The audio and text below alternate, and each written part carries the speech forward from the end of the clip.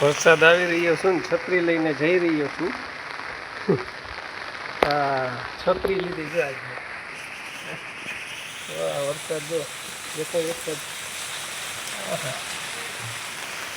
જોરદાર વરસાદ અવિરત લગભગ એમ માનો ને કે કાલથી ચાલુ છે. આ કેમ થઈ ગયું? કાલનો આ વરસાદ ચાલુ છે. આમને દેખા આ રોડ નદી જેવું છે ને, પાણી થઈ રહ્યા નથી. દેખો પાણી, આ બાજુ પાણી પાણીના ખાબોચિયા. તોય આપણે છત્રી લઈને મંદિરે તો જાય જ છીએ.